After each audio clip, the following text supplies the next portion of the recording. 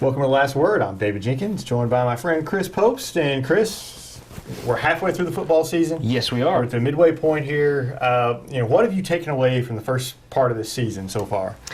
There's still, just kind of what we predicted. There's a lot of parity. There really is. Of course, we have when you talk about the smaller schools, we have Malden kind of ruling the roost as far as that goes. When you get to the uppers, Sikeston, the year that they're having is a little bit surprising for still being undefeated at 5-0, but there's just a lot of parity. I think overall, I'm not going to dog any teams or anything like that, but just the level of football has taken just a little bit of a step down in my eyes from last year, and I think that's why we have the parity that we do this year. There's some really good teams last year, and not quite as many this year. You've got some teams that were good this year that we thought were going to be maybe pretty decent this year that aren't. So that's kind of a little disappointing. But at the same time, you have teams like Sikeston who's really kind of turned it on. Hayti, another team that's kind of turned it on and really gotten a lot better this year. And so it's kind of good to see. Last week, Hayti took on Porterville. We talk about Hayti was getting better. They dominated them in the first half. That was a game that you were at. And then the second half, Porterville turned it around, flipped it, and they outscored them 21-0 second half. What kind of happened there? Turnovers. 5 turnovers for Hayti. You cannot be a consistently good team if you turn the ball over that much, just especially in 2 quarters. That killed them, and it'll kill any team. Hayti, that's the thing that I'm worried about with them is just the consistency. They can turn it on and look like they could beat anybody. They got a big matchup with Malden, and you better believe they cannot turn the ball over 5 times in the second half against Malden if they want a chance in that game. But Hayti, like I said, I've kind of hitched my wagon to their bandwagon a little bit, and I like the way they play. I think they do have some great players, undervalued players, to be honest with you. You just don't hear a lot about them, but I like where they're going. Like I said, the Malden game is a telltale sign. They go in and they're just blown out like any other team is against Malden, then we kind of know where they're at. So you're hitching your wagon to them. So you're taking them over Malden, right? No, we're good. You're taking Hayti over Malden. No, I'm not. There's a fork here, and they're going this way. I'm going this way this week.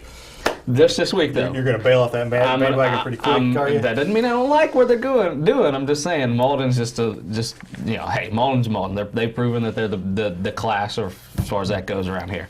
We mentioned Sikeston as well. Sikeston, they're 5-0. They beat Farmington last week. They kind of dominated them for the first 3 and a half quarters, really. They're up 28-7, and then all of a sudden, Farmington decides they're going to start throwing the ball, and Sikeston couldn't defend it. And that's not a good thing going for Sikeston going in to play Poplar Bluff this week, because Poplar Bluff throws the ball all over the place.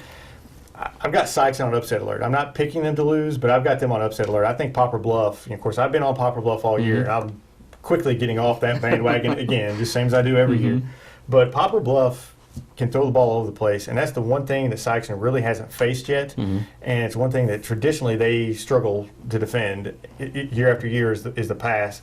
That's something that I think could give them problems, the kind of the run-pass option that Poplar Bluff does, and that's an issue. I think Poplar Bluff's going to score some points on Sikeston. Absolutely. I wouldn't be surprised at all if Poplar Bluff pulls out this win. And, Tristan Francisco, he threw for over 400 yards last year. Last week, excuse me. That was a week that he threw over 400 yards. That's. And you're right. Traditionally, Sikeston, they do not defend the pass as well as the run, but they just simply because they don't see teams that do that. I don't want to say that they struggle doing that, because I'm so high on their defense and their coaches and how they are just so able to get them in the right position to make the plays.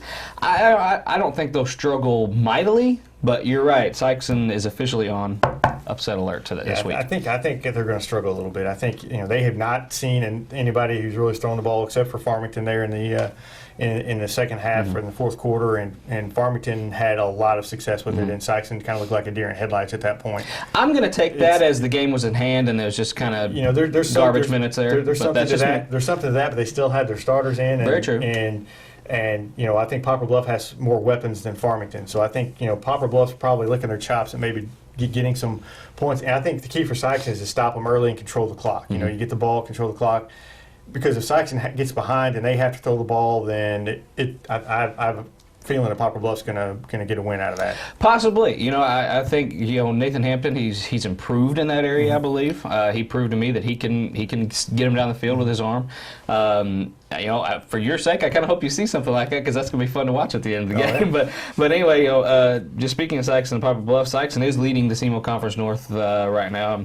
It's time to start thinking about conference and districts and stuff like that. And with Sikeston, they're 2-0 in the conference, and of course, Poplar Bluff, they are 1-2. They've got one more conference game other than them. They are currently 4th in the conference, if you want to look at it that way. But Sikeston, like I said, that's just looking at that. They are tied with Jackson with the 2-0 conference record, but Sikeston, with the season they've had, I'm just a little surprised that they are sitting here at 5-0 and with a big game against Poplar Bluff coming up. Right, a lot of talk. We knew Jackson was going to be down a little bit. We talked about that here on the show before.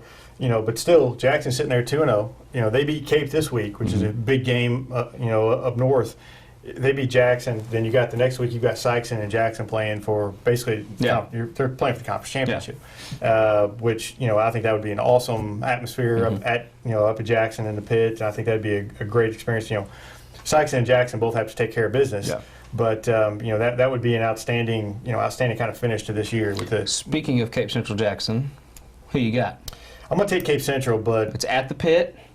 You got to get Al Young the ball, and they did get Al Young the ball more last week. But then at the end, at the end of the game, their defense just falls apart. I can't understand. They've lost 3 games or 3 games by 4 points or less. If it gets a close game, they fold. Yeah. So I hope they can blow Jackson out, because if they don't, they're going to lose. I mean, if it's a close game, Jackson's winning that game. Their defense is suspect right now. I think that's the most concern for that team right now. They have options, they have weapons on the offensive side. It's just stopping people. A team strikes and they can't seem to stop that wave of other team, but. I think they're doing better, and Quaychon Chisholm is kind of coming into the fold and kind of learning that position of quarterback, and I think he's the most dangerous X factor for that team, to be honest with you. Everybody knows about Al Young, but you can't concentrate on both of them. One of them can beat you easily. Jackson has struggled with mobile quarterbacks. Yes. I mean, they've really struggled with the guys who can get out there and run around the real quick ones. At the same time, though, I had a coach tell me years and years and years ago that the teams... How many years ago? A lot of years. I'm old. But I had a coach say, the teams that lose these close games, they don't have heart. I'm not saying that's Cape's problem, but, at some point, you got to win one of these close games. And this year, anytime a game has been close, they have lost that game and lost it late. I think it's time for Cape Central to step up. Being a rivalry game, I think this is the game that they finally kind of step up and kind of win a closer game, because I think it's going to be a close game. And you're right, it could very well be, and that's a call for you Cape Central football players. Come on, we want you to do well. I need you to do well. I need some locker room material. Let's do it. I need to get a pick rack, because you guys are just killing me here.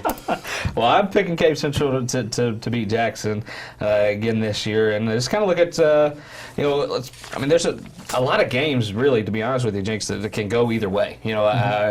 As far as the matchups this week, Cape Central Jackson's won. Kind of not really conference or anything going. Charleston and Kelly. I mean, this is a game that I kind of wanted to kind of highlight a little bit, because Charleston, obviously, they're winless.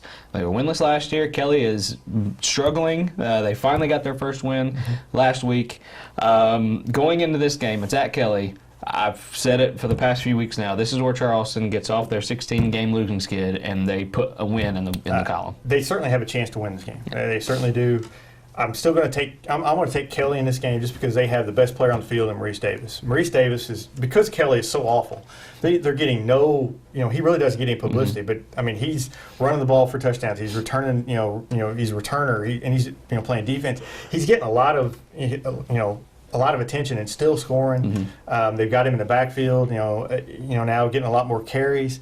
He's explosive. He's fast. I think he causes every team matchup problems, because he is so fast.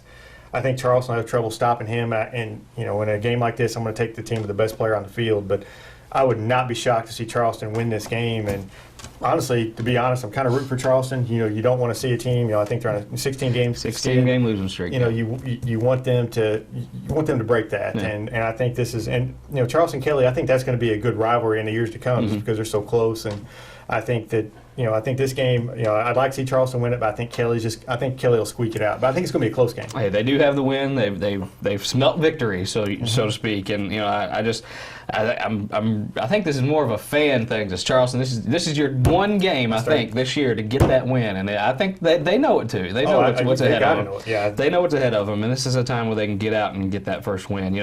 Dexter at Kennett. Let's talk about that one. You can talk about streaks. 15 straight. Dexter has won 15 straight games against Kennett. I think this is the year that falls. Kennett, Edward Wilson, I know. 23 touchdowns. Yeah. He has 23 touchdowns. He rushed for 345 yards last week and 7 touchdowns against a Greene County Tech team. Class 5 Arkansas team, not bad. That's about the best team they played. Yeah. They haven't really played a lot. Kennett has not really played anybody. Dexter's played some tough teams. They played Poplar Bluff, Sikeston, St. Genevieve. They played some tough teams. I think Dexter will stay in this game. Last year, Edward Wilson was the quarterback last year, and Dexter pulled it out, 1 by 1 point. So Dexter knows Wilson, but at the same time, I think he's just too good and too much. Dexter's got some injuries on the defensive side of the ball. I think Kennett wins, but I think Kennett's tested, and Kennett wins a close one. The thing that goes unnoticed for Kennett is their defense. They've only given up 83 points this year. It's Edward Wilson, and deservedly so. I mean, he's a guy that can change the game, but they've only given up 83 points this year. And I mean, you got a guy that can score touchdowns at will and can hold, stop a few teams on some third downs and stuff like that. You're going to have that's a good recipe. I will say, with an asterisk by that they've given up, 26 to Crothersville, and then they gave up 27 to Greene County Tech, the two best teams they played. The other teams they played, I don't think they've got a win. I think maybe Fredericktown has a win. Maybe I think they beat Prairie, or I don't know if they have a win or not. But I know that they're not very good. I know that you have Charleston. I hear you. Their schedule isn't daunting. I will say that. So their defense is, and Dexter gave up 35. So it's about the same. Yeah. I think it'll be close, but I think Kennett snaps that streak. Yeah, I'm not expecting a runaway game for Kennett, but I do expect Edward Wilson to pull this one out like he has in the past. Hayti, it's a team that's kind of trending up, travels to Malden. Like I said, I don't think Hayti has enough.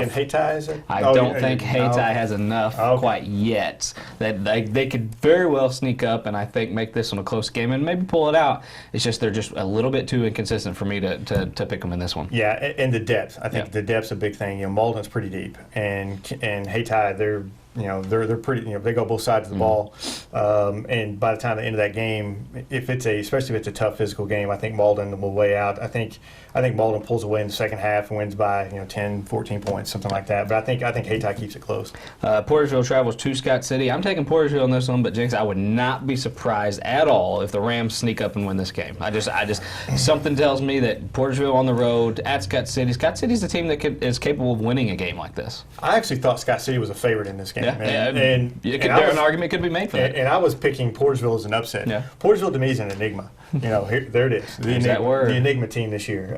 But Porterville to me, I mean, they don't show up in the first half against Hayti. Then all of a sudden, here they come. They get 21 points. They really have just a terrible game against Malden. They have a letdown against Piggott, where they've lost 3 straight. They've got to get this ship righted, and I think. Hopefully Coach Bullock is on them this week. This is a winnable game for them. They beat Scott City last year. I think they can do it again. But I think they win a very, very close game. Scott City likes playing those close games up there. They do. I saw them with their new passing game and spreading it out. And, they've got some weapons. They got Ian Torrey, and they're top receiver as far as that. They got another guy, Hunter Gates, that kind of bounces the field a little bit, and John Garrett Kellums is a guy that can sling it 40 times a game. And they just got to get that running game going. If they can't get the running game going, it doesn't open up the pass. Daniel McCray, I think you had last week, 22 yards. I mean, he's got to get more yards than that. You've got to run the football. And the flip side, you've got Braden Cox and you've got Ty Wilthong, but you've got to stop Braden Cox, and he's going to carry the ball about 25 times. He's going to get under center and throw it about 10 times. I mean, he's kind of does everything for them. And Porterville has to know where he is, and they've got to stop him. I think it's going to come down to offensive line play. I think Porterville has a good offensive line. I think Scott City has a good offensive line. I think, just kind of, it's a push game. Anybody can win it. I think Porterville squeezes it out, though, because they can throw the ball so well. I agree. Don't forget about Jenkings at Scott City. He had just a monster game last week. Two 50-yard touchdowns in the first quarter. Yeah, he's definitely an X factor for the Rams. And as far as let's run down our games, and Charlie's given this our signal, so let's just run down our games. Cape Central at Jacksonville. Cape Central. Crothersville at New Madrid. Oh, Crothersville is going to roll. Yeah, I'm going to take Crothersville as well. Chaffee at EP. I'm taking East Prairie in that one. East Prairie, but I think Chaffee keeps that one close. Charleston. I'm going to take Kelly. First win, baby. All right, Dexter at Kennett, I believe, for both of us. Hayti at Malden. Both going Malden. Potosi at Porterville. If a tree falls in the woods, yes. Does anybody hear it? That's this game. Okay. Yeah, sure. Sure, Potosi. I'm taking Potosi as well. Sikeston at Poplar Bluff. I'm taking Sikeston in a close one. Sikeston in a upset alert. Porterville at Scott City. We're both Porterville. St. Vincent at Crystal City. Jenks, you just kind of flipping back and forth. I'm flipping and flopping, but God's on St. Vincent's side. We're going St. Vincent. That worked a couple weeks ago. I don't know. I don't know either team. God loves everyone. I'm taking Crystal City. We'll see. I don't know. There you go. Yeah. So there you go. We got, like I said, we got a bunch of parity, man. It's a bunch of games that could go either way this week, and should be fun. It always is. Always is. We'll see you guys out there Friday night, and we'll see you next week here on The Last Word.